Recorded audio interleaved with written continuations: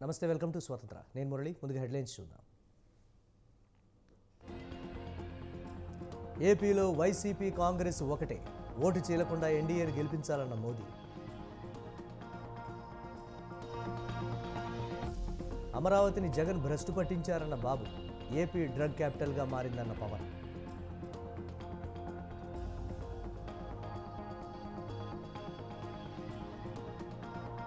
కుర్చీల కోసమే పొత్తులు పెట్టుకున్నారు. మోదీ రాష్ట్రానికి ఏం చేశారన్న పేర్ని నాని.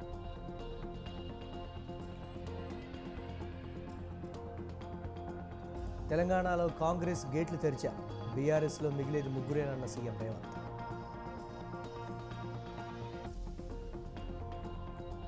వంద రోజుల పాలనలో నిరుద్యోగులకు వెనుపోటు, గ్యారంటీలకు గ్యారంటీ లేకుండా పోయిందన్న కిషన్ రెడ్డి.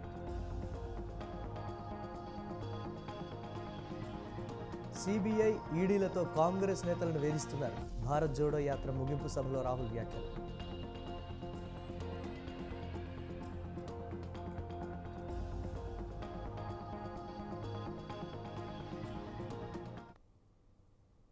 ఏపీలో ఎన్నికల యుద్ధానికి తెరలేచింది. షెడ్యూల్ విడుదలవడంతోనే పార్టీలన్నీ దూకుడు పెంచాయి. అధికార పార్టీని ఎదుర్కొనేందుకు జట్టు కట్టిన టీడీపీ, జనసేన, బీజేపీ చిలకలూరిపేటలో ప్రజాగళం సభ నిర్వహించారు. సభకు ముఖ్య అతిథిగా హాజరైన ప్రధాని మోదీ కేంద్రంలో ముచ్చటగా మూడోసారి ఎన్డీఏ ప్రభుత్వం అధికారంలోకి రావాలని, ఈసారి 400 పైచీలకు సీట్లు రావాలని అన్నారు. ఎన్డీఏ కూటమి లక్ష్యం వికసిత భారతదేశం అన్న ప్రధాని ఏపీలో డబుల్ ఇంజన్ ప్రభుత్వం ఉండాలన్నారు. అప్పుడే వికసిత ఆంధ్రప్రదేశ్ సాధ్యమవుతుందన్నారు. 3 పార్టీల జెండాలు వేరు కానీ మా అజెండా ఒక్కటేనన్నారు టీడీపీ అధినేత చంద్రబాబు. ఏపీ కోసం 3 పార్టీలు జట్టు కట్టాయన్నారు. జగన్ ఒక సారా వ్యాపారి అని పవన్ కళ్యాణ్ ఘాటు వ్యాఖ్యలు చేశారు. ఏపీ సర్కార్ మద్యం, ఇసుకలో కూడా అవినీతి అక్రమాలకు పాల్పడుతోందని మండిపడ్డారు. लोकसभा चुनाव का बिगुल बजा है और आज मैं आप सबके बीच आंध्र प्रदेश में हूँ। यहाँ मुझे कोटप कोंडा से ब्रह्मा, विष्णु और महेश तीनों का आशीर्वाद मिल रहा है। त्रिदेवों के इस आशीर्वाद से हमारी सरकार के तीसरे कार्यकाल में देश और भी बड़े निर्णय लेगा। आप सब देखिए, ये संयोग देखिए, इस बार चुनावों के परिणाम 4 जून को आने वाले हैं। अब पूरा देश कह रहा है 4 जून को 400 पार, विकसित भारत के लिए 400 पार, विकसित आंध्र प्रदेश के लिए 400 पार। नालगो वंदलो दाटाली एनडीए की ఓటు వేయాలి. దేశం దూసుకుపోతా ఉంది. రాష్ట్రంలో సమస్యలు ఉన్నాయి. 2014 విభజన తర్వాత సవాళ్ళని, సమస్యల్ని అధిగమించాం. మోదీ గారి చేతుల మీదుగా అమరావతిని నిర్మాణం కోసం చేశాం. అదే గాని ఈ రోజు పూర్తయి ఉంటే దేశంలో ఒక బ్రహ్మాండమైన నగరంగా అమరావతి తయారయ్యేది.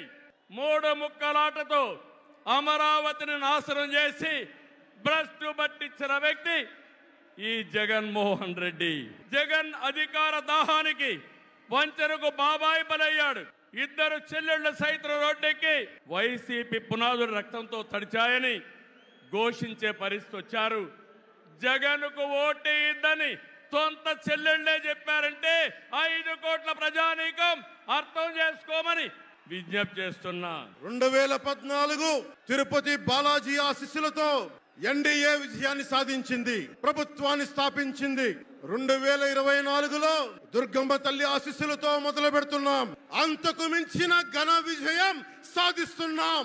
ఎన్డీఏ ప్రభుత్వాన్ని స్థాపిస్తున్నాం. మోదీ గారు డిజిటల్ భారత్ అన్న నేపథ్యంలో దేశాన్ని మొత్తం తీసుకెళ్తా ఉంటే, ఇక్కడున్న వైసీపీ ప్రభుత్వం అధికారికంగా ప్రతి చోట క్యాష్ ఎకానమీ అయిపోయింది. దేశాన్ని డిజిటలైజ్ చేద్దాం, కరప్షన్ తగ్గిద్దాం, బ్లాక్ మనీని తగ్గిద్దామంటే ఆంధ్ర రాష్ట్రంలో మటుకు బ్లాక్ మనీ ఎక్కువైపోయింది. ఉదాహరణకి సారా తీసుకుంటే, ఏరక్ వ్యాపారమే తీసుకుంటే, సంపూర్ణ మద్యపాన నిషేధం అని చెప్పి వచ్చిన వ్యక్తి ఈ రోజున మద్యాన్ని సారా ముఖ్యమంత్రి కాదు, అతను ఒక సారా వ్యాపారి. అతను టీడీపీ, జనసేన, బీజేపీ సభపై వైసీపీ నేత పేర్ని నాని ఘాటు విమర్శలు చేశారు. కుర్చీల కోసమే పొత్తు పెట్టుకున్నారని విమర్శించారు. ప్రధాని వచ్చినా ఇంకెవరు వచ్చినా సీఎం జగన్ ఏం చేయలేరని అన్నారు. చంద్రబాబు మళ్లీ మాయమాటలు చెప్తున్నారని ఆరోపించారు. బాబు పోలవరాన్ని ఏటీఎంలో వాడుకున్నారని మోదీ చెప్పాడని గుర్తు చేశారు. జెండాలు కలవటం కేవలం వాళ్ళ కుర్చీల కోసం మాత్రమే. ఈ 3 జెండాలు కలిసేది కేవలం వాళ్ళు కుర్చీలో కూర్చోవటం కోసం మాత్రమే.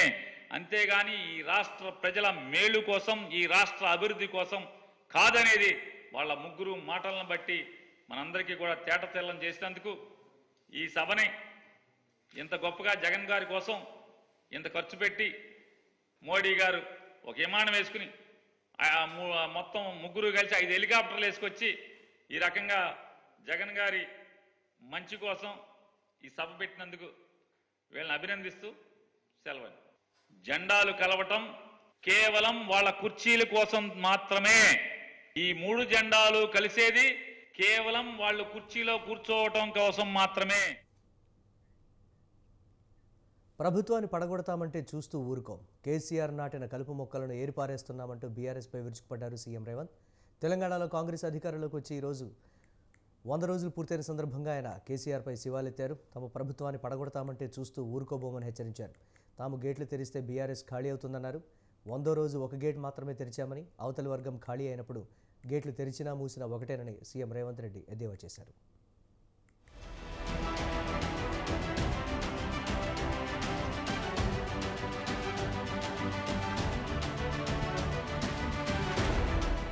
కాంగ్రెస్ అధికారంలోకి వచ్చి 100 రోజులు పూర్తి చేసుకున్న సందర్భంగా CM Revanth Reddy meet the press కార్యక్రమాన్ని నిర్వహించారు. 100 రోజుల పాలన తనకు పూర్తి సంతృప్తినిచ్చిందని తెలిపారు. బీఆర్ఎస్ పై ఓ రేంజ్లో సీఎం విరుచుకుపడ్డారు. హైదరాబాద్ విమోచన దినానికి 2023 డిసెంబర్ 3వ తేదీకి ఒకే చరిత్ర ఉందన్నారు. 7 తరాలుగా నిజాం రాజ్యాన్ని పాలించిన పాలకుల నుంచి ప్రజలకు విముక్తి లభించినట్లే బీఆర్ఎస్ ప్రభుత్వం నుంచి రాష్ట్రానికి ప్రజలకు విముక్తి లభించిందని సంచలన వ్యాఖ్యలు చేశారు. వారసత్వాన్ని తలపై రుద్దాలని చూసినప్పుడు తెలంగాణ సమాజం ఏకమైందని, అందుకే నిజాం పోకడలను అవలంబించిన కేసీఆర్ కు వ్యతిరేకంగా ప్రజలు తీర్పు ఇచ్చారని చెప్పారు. మీరు వెట్టి చాకిరి చేయాలి, కట్టి బానిసలుగా ఉండాలి అని ఆనాడు కాసిం రిజ్వీతోని నిజాం ఎట్లయితే తన యొక్క ఆధిపత్యాన్ని ప్రశ్నిస్తే వాళ్ళ మీద సామూహిక దాడులు చేయించి వందలాది మందిని బలిగొన్నడో, వేలాది మంది ప్రాణాలు కోల్పోయినరో, చంద్రశేఖరరావు కూడా మళ్ళీ తెలంగాణ రాష్ట్రంలో తన ఆధిపత్యాన్ని, తన అధికారాన్ని ఆయన మన నెత్తి మీద రుద్ది వారసత్వాన్ని మనకు అప్పచెప్పాలనుకున్నప్పుడు తిరుగుబాటు చేసిన వాళ్ళందరినీ కూడా అదే విధంగా అణిచివేసి మీకు స్వేచ్ఛ అనేది లేదు, అన్నీ నాకు తెలుసు, అన్నీ తానే నడపాలన్న ఆలోచనతోని తన వారసత్వాన్ని మన నెత్తి మీద రుద్దాలనుకున్నప్పుడు తెలంగాణ సమాజం అప్రమత్తమై అన్ని పక్షాలు ఏకమై ఆనాటి సాయుధ రైతాంగ పోరాటాన్ని స్ఫూర్తిగా తీసుకొని మార్పు కావాలి, కాంగ్రెస్ రావాలి అన్న ఆలోచనతోని డిసెంబర్ 3, 2023 నాడు తీర్పు ఇవ్వడంతో 75 సంవత్సరాల తర్వాత మళ్ళీ అంతే ప్రాధాన్యతతో కూడుకున్న తీర్పు ఈ ప్రాంత ప్రజలకు స్వేచ్ఛ మళ్ళీ ప్రజలే తెచ్చుకున్నారు. ఆ పోరాటంలో కేసీఆర్ కుటుంబం పతనమైంది. కేసీఆర్ ఆనవాళ్లు ఇంకా కొన్ని కనిపిస్తూనే ఉన్నాయని, ఆయన నాటిన కలుపు మొక్కలు ఇంకా వాసనలు వెదజల్లుతున్నాయని ఆరోపించారు సీఎం రేవంత్. ఆ కలుపు మొక్కలను పీకేసే పనిలో ఉన్నామని చెప్పారు. ఇప్పటికే కొన్ని కలుపు మొక్కలను తొలగించామన్నారు. రాష్ట్రంలో గంజాయి మొక్క అనేది లేకుండా చేస్తామని హెచ్చరించారు. తెలంగాణ వచ్చాక కేసీఆర్ తన ఆధిపత్యాన్ని చెలాయించారని, తెలంగాణ సంస్కృతిని మొత్తం మార్చేశారని ఆగ్రహం వ్యక్తం చేశారు. ఉద్యమంలో టీజీ ఉంటే ఆయనకు అనుగుణంగా టీఎస్ ను తీసుకువచ్చారని మండిపడ్డారు. తెలంగాణ సంస్కృతి మీద జరుగుతున్న దాడిని, తెలంగాణ ప్రజల యొక్క ఆకాంక్షల్ని గుర్తుపెట్టుకొని మా ప్రభుత్వం టీజీని మళ్ళీ టీజీగా కేంద్ర ప్రభుత్వం నుంచి అనుమతి తెచ్చి అమలు చేసినాము. ఉచిత కరెంట్ ఇచ్చిన గొప్పలు చెప్పుకుంటున్నప్పుడు ఈ తన్నీరుకు ఆ మాత్రము అవగాహన లేదా? ఈరోజు మేము అట్లా ఇచ్చినామో లేదో ఇప్పుడు మాకు ఆదేశాలు జారీ చేసిండు, నువ్వు ముందుగాల పైసలు కట్టు, తర్వాత 0 బిల్లు అని. అందుకే ఈ గంజాయి మొక్కల్ని పీకే పని మీద ఉన్న, కలుపు మొక్కల్ని పీకుతూనే ఉన్నా కానీ ఇంకా ఎక్కడ పడితే అక్కడ నాటి పెట్టిండు. అవిగా ఎట్లా వెదజల్లుతున్నాయి వాటి పరిమళాలంటే ఊహించని విధంగా వెదజల్లుతున్నాయి. అయినా ఏం ఊరుకోను, రోజుకు 18 గంటలు పని చేస్తూనే ఉంటా. ఈ గంజాయి మొక్కల్ని పీకేస్తా, మొత్తానికి సమూలంగా గంజాయి మొక్క అనేది తెలంగాణ రాష్ట్రంలో ఉండనివ్వను. 6 నెలల్లో కాంగ్రెస్ ప్రభుత్వం కూలిపోతుందని బీఆర్ఎస్ నాయకులు అంటున్నారని తమ ప్రభుత్వాన్ని పడగొడితే చూస్తూ ఊరుకుంటామని రేవంత్ రెడ్డి ప్రశ్నించారు. 8 సీట్లు ఉన్న బీజేపీ, 39 సీట్లున్న బీఆర్ఎస్ ఏ విధంగా మా ప్రభుత్వాన్ని పడగొడుతుందని నిలదీశారు. తాము గేట్లు ఓపెన్ చేశామని, ఇక బీఆర్ఎస్లో ఎవరు ఉండరని, ఆ పార్టీ మొత్తం ఖాళీ అవుతుందన్నారు.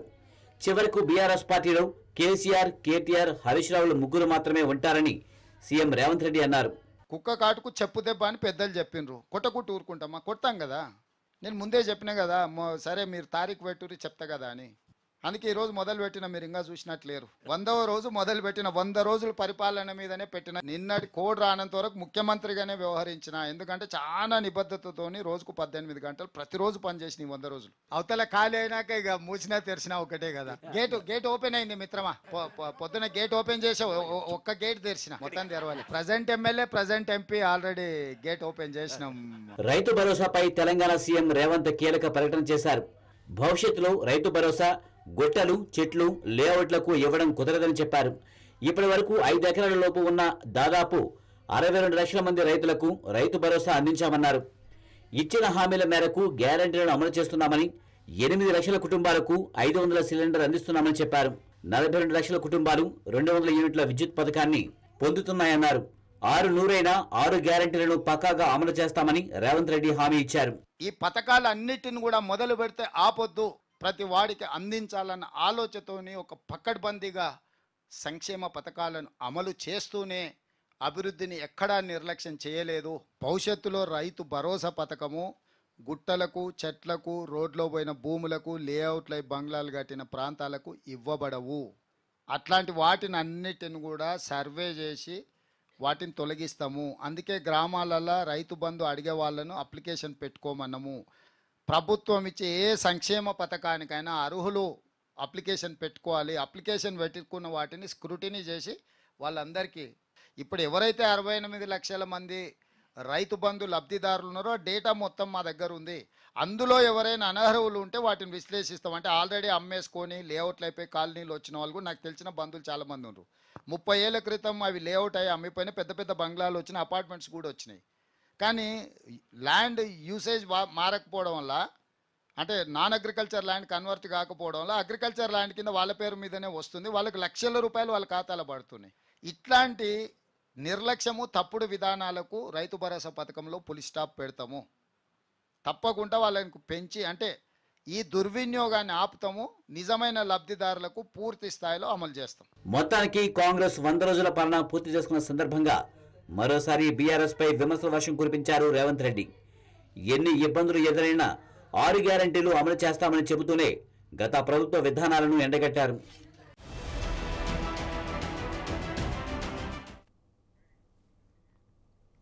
ఎమ్మెల్సీ కవిత అరెస్టుపై బీఆర్ఎస్ శ్రేణులు మౌనంగా ఉన్నారా?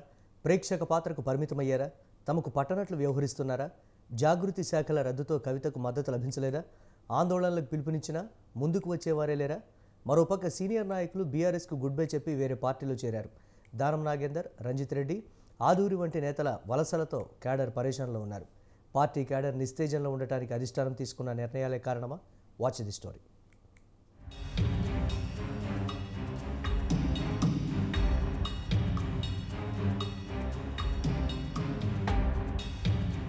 ఆమె మాజీ ముఖ్యమంత్రి, బీఆర్ఎస్ అధినేత కుమార్తె.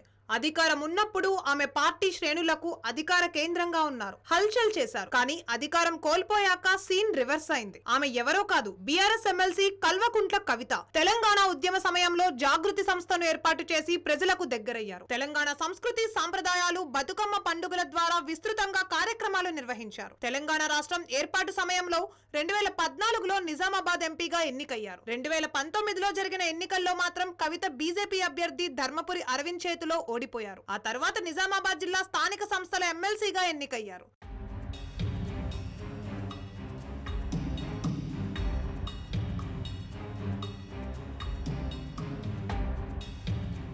బీఆర్ఎస్ ఎమ్మెల్సీ కల్వకుంట్ల కవిత ఒకవైపు ఎమ్మెల్సీగా బాధ్యతలు నిర్వహిస్తూనే మరోవైపు జాగృతి కార్యక్రమాల్లో పాల్గొంటున్నారు. ఢిల్లీ లిక్కర్ కేసులో ఎమ్మెల్సీ కవితను ఈడీ అరెస్టు చేయడం రాజకీయ వర్గాల్లో చర్చనీయాంశంగా మారింది. హైదరాబాద్ లోని కవిత నివాసానికి వచ్చిన ఈడీ అధికారులు అరెస్టు చేస్తున్నట్లు ప్రకటించి ఢిల్లీకి తీసుకువెళ్లారు. అరెస్టు సమయంలో ఎమ్మెల్సీ కవిత నివాసం వద్ద బీఆర్ఎస్ కార్యకర్తల హడావిడి కనిపించలేదు. అదేవిధంగా జాగృతి కార్యకర్తలు సైతం కనిపించలేదు. కవిత అరెస్టుకు 2 రోజుల ముందు జాగృతి కమిటీలను రద్దు చేస్తున్నట్లు ఎమ్మెల్సీ కవిత ప్రకటించారు.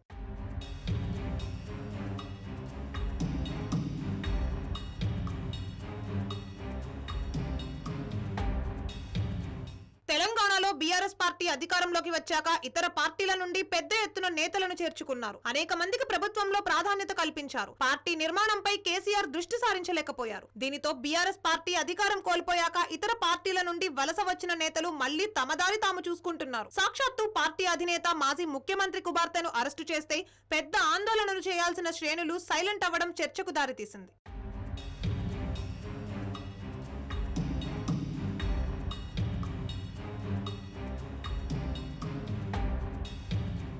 గ్రేటర్ హైదరాబాద్ పరిధిలో మెజారిటీ ఎమ్మెల్యేలు, కార్పొరేటర్లు బీఆర్ఎస్ పార్టీకి చెందిన వారు ప్రాతినిధ్యం వహిస్తున్నా ఒకరిద్దరు ఎమ్మెల్యేలు, కార్పొరేటర్లు మినహా మిగతా వారు కవిత నివాసం వద్దకు రాలేదు. దీనితో పార్టీ నిర్మాణం లేకపోవడమే బీఆర్ఎస్ పార్టీకి మైనస్ గా మారింది అనే టాక్ వినిపిస్తోంది. ఎమ్మెల్సీ కవిత అరెస్టు తర్వాత రోజు బీఆర్ఎస్ పార్టీ రాష్ట్ర వ్యాప్తంగా అన్ని నియోజక కేంద్రాల్లో ఆందోళనలకు పిలుపునిచ్చింది గులాబీ అధిష్టానం. అయినా 1-2 నియోజకవర్గాల్లో మినహా పెద్దగా ఎక్కడా గులాబీ శ్రేణులు ఆందోళనల్లో కనపడలేదు, పాల్గొనలేదు. వారి అవసరం ఉన్నప్పుడు పార్టీ అధిష్టానం నేతలను కలిసేందుకు అవకాశం ఇవ్వలేదు. ఇప్పుడు కష్టకాలంలో క్యాడర్ గుర్తుకు వచ్చిందా అనే ప్రశ్న గులాబీ పార్టీ శ్రేణుల్లో ఉత్పన్నమవుతోంది. బీఆర్ఎస్ పార్టీ అత్యధిక స్థానాలు గెలుచుకున్న గ్రేటర్ హైదరాబాద్ పరిధిలోని బీఆర్ఎస్ పార్టీ ఎమ్మెల్యేలు సైతం కవిత అరెస్టుకు నిరసనగా ఆందోళనలు చేయలేదు. అరెస్ట్ అయ్యేందుకు 2 రోజుల ముందు జాగృతి కమిటీలను రద్దు చేయడంతో తన సొంత సంస్థ అయిన జాగృతి కార్యకర్తలు సైతం అంటి ముట్టనట్లుగానే వ్యవహరించారు.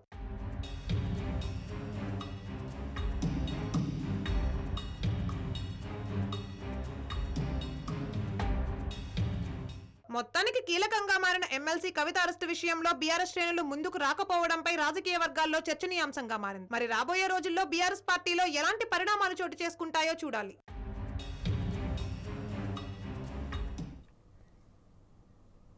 సీఎం రేవంత్ రెడ్డిపై బీఆర్ఎస్ నేత దాసోజు శ్రవణ్ కుమార్ ఘాటు విమర్శలు చేశారు. చెప్పేవి శ్రీరంగ నీతులు, చేసేవి పరమ చండాలపు పనులు అన్నట్లుగా సీఎం రేవంత్ రెడ్డి వ్యవహారం ఉందని మండిపడ్డారు.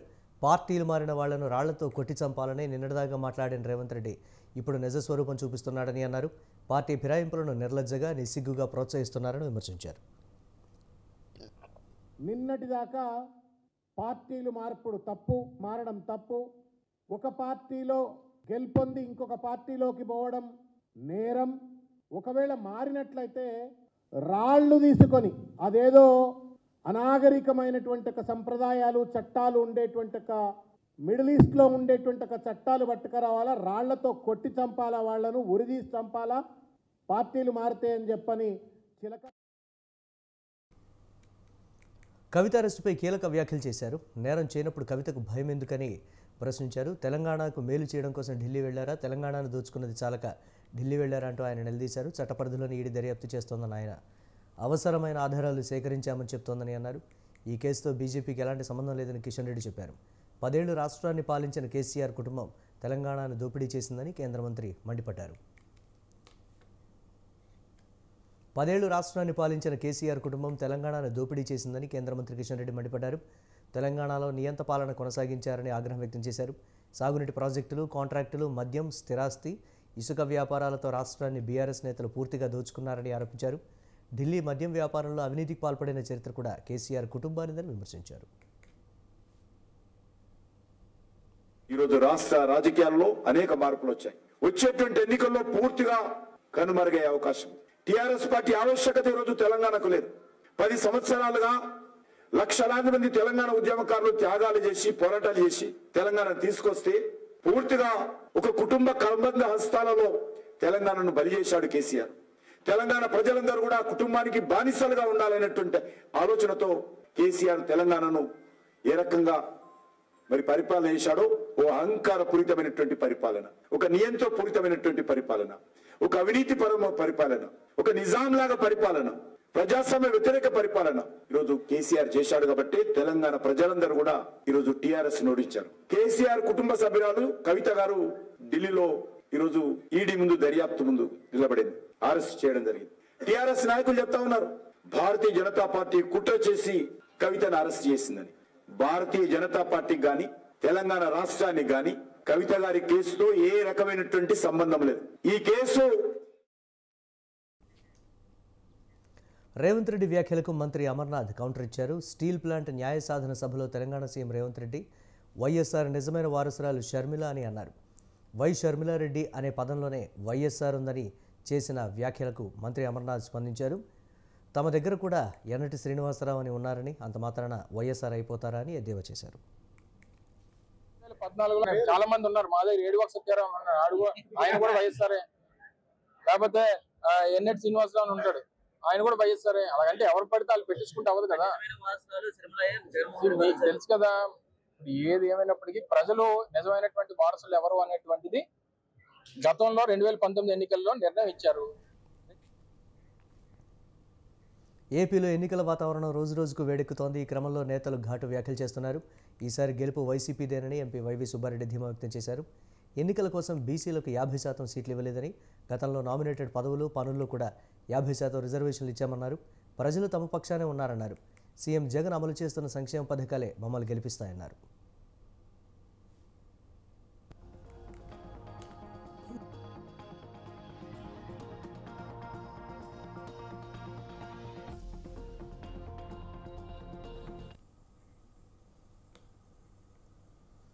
లోక్సభ ఎన్నికల నగారం మోగడంతోనే ఎన్నికల కోడ్ అమల్లోకి వచ్చేసింది. అతిపెద్ద ప్రజాస్వామిక ప్రక్రియ నేపథ్యంలో అన్ని రాజకీయ పార్టీలు ఎన్నికల కోడ్ ఖచ్చితంగా అమలు చేయాలని, ఉల్లంఘనకు పాల్పడితే కఠిన చర్యలు తప్పవని ప్రధాన ఎన్నికల కమిషనర్ రాజీవ్ కుమార్ ఎన్నికల ప్రకటన సమయంలోనే స్పష్టం చేశారు. ఎన్నికల కోడ్ అంటే లక్ష్మణ రేఖే. రాజకీయ పార్టీలు ఎన్నికల సందర్భంగా ఏం చేయవచ్చో, ఏం చేయకూడదో చూద్దాం.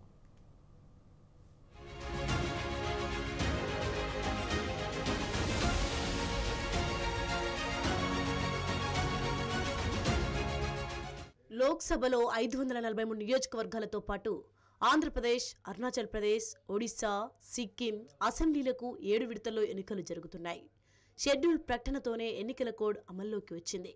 దేశంలో శాంతి భద్రతల మధ్య స్వచ్ఛందంగా, స్వేచ్ఛగా తమ ఓటు హక్కును వినియోగించుకునేందుకు ఎన్నికల కోడ్ కఠినంగా అమలు చేయడం తప్పనిసరి. రాష్ట్ర, కేంద్ర ప్రభుత్వాలకు, అన్ని రాజకీయ పార్టీల నాయకులు, కార్యకర్తలకు ఎన్నికల కోడ్ వర్తిస్తుంది.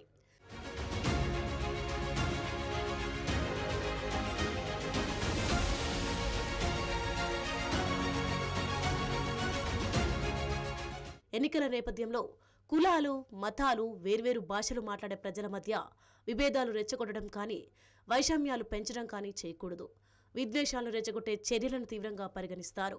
ప్రతి అభ్యర్థి, ప్రతి రాజకీయ పార్టీ ఈ జాగ్రత్తలు వహించాలి. ఉద్యోగాలు కల్పిస్తామని, తాగునీటి సదుపాయం కల్పిస్తామని హామీలు ఇవ్వడం కూడా నేరమే.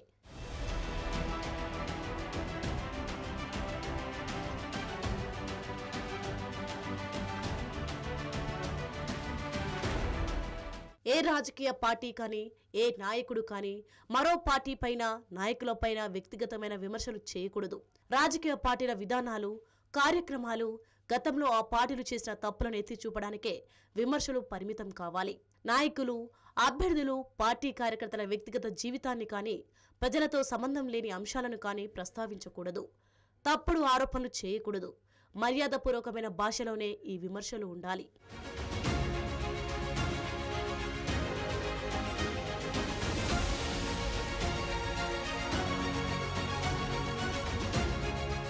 కులాభిమానం, మత విశ్వాసాలను ప్రచారానికి వాడుకోకూడదు. దేవాలయాలు, మసీదులు, చర్చిలు, ఇతర ప్రార్థనా మందిరాల్లో ఎన్నికల ప్రచారం పూర్తి నిషేధం. ఓటర్లకు డబ్బు పంచడం, ప్రలోభ పెట్టడం, ఓటర్లను బెదిరించడం లేదా ఒకరి ఓటును మరొకరు వేయడం నేరం. ఇలాంటి నేరాలకు పాల్పడితే జైలు శిక్ష, జరిమానా తప్పదు. రాత్రిళ్లు 10 గంటల తర్వాత ప్రచారం, లౌడ్ స్పీకర్ల వినియోగం, ర్యాలీలు, సభలు, సమావేశాల వల్ల ట్రాఫిక్ ఇబ్బందులు కలగకుండా చూడాలి. ఇతర నాయకుల, పార్టీల దిష్టిబొమ్మలను దగ్ధం చేయడం కూడా నిషేధం.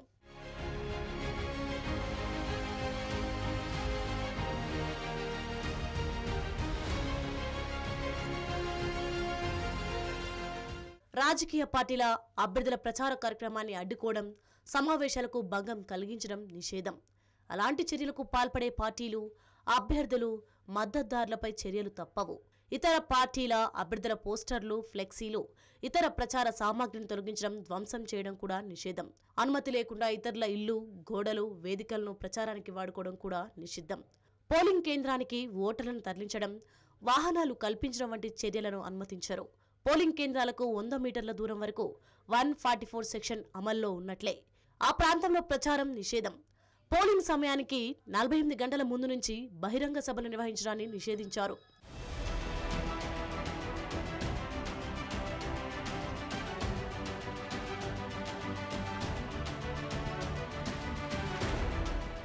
రాజకీయ పార్టీలు తప్పనిసరి అనుసరించాల్సిన నిబంధనల్లో ఏదైనా సభ, ర్యాలీ, సమావేశం నిర్వహించాలంటే ముందస్తుగా పోలీసుల అనుమతి తీసుకోవాలి.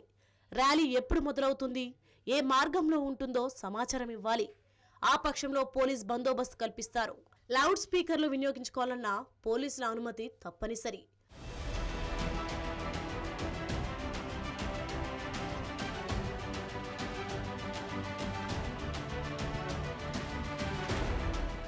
అధికారంలో ఉన్న మంత్రులు ప్రభుత్వ వాహనాలను ఎన్నికల ప్రచారానికి, ఎన్నికల పనులకు వాడుకోకూడదు. ప్రచారం కోసం ప్రభుత్వం ఖర్చుతో విమాన ప్రయాణం చేయడం నిషేధమే. ప్రభుత్వం డబ్బుతో పత్రికలలో వాణిజ్య ప్రకటనలు ఇవ్వడం కూడా నేరమే. అన్ని పార్టీలు, నాయకులు, కార్యకర్తలు ఎన్నికల నియమ నిబంధనలు పాటిస్తే స్వేచ్ఛగా, స్వతంత్రంగా ఎన్నికలు జరిగే అవకాశం ఉంది.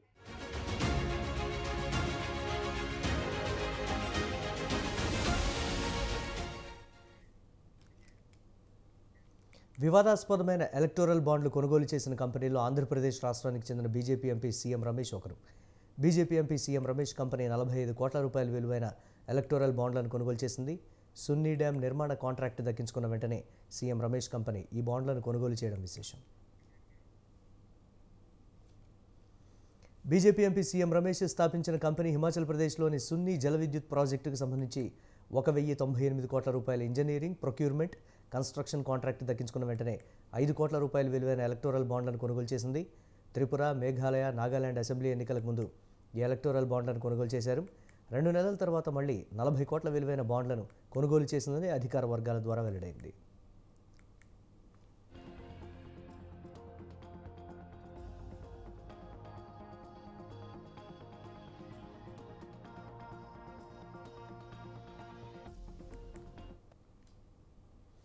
సీఎం రమేష్ చైర్మన్గా ఆధ్వర్యంలో ఆయన కుమారుడు రిత్విక్ రమేష్ పేరుతో 1999 మార్చి 31న హైదరాబాద్లో రిత్విక్ ప్రాజెక్ట్స్ ప్రైవేట్ లిమిటెడ్ అనే సంస్థను స్థాపించారు.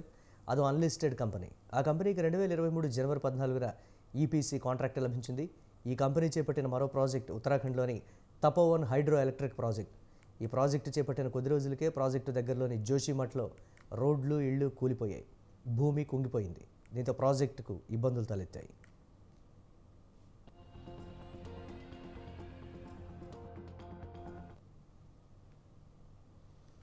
పర్యావరణ పరంగా అత్యంత సున్నితమైన ప్రదేశంలో భూగర్భ సొరంగ మార్గాన్ని నిర్మాణం చేపట్టడం వల్లే జోషిమఠ్లో ఇళ్లు బీటలు వారడానికి, ఇళ్లు కూలిపోవడానికి కారణమని నిపుణులు నిందిస్తున్నారు. జోషిమఠ్ క్రమంగా కుంగడానికి ఎన్నో కారణాలున్నా పర్యావరణ పరంగా సున్నితమైన జోషిమఠ్ సమీపంలో భూగర్భ సొరంగం తవ్వడమే జోషిమఠ్ ప్రదేశం కుంగిపోవడానికి కారణమని నిపుణులు, స్థానిక ప్రజలు దుమ్మెత్తిపోస్తున్నారు.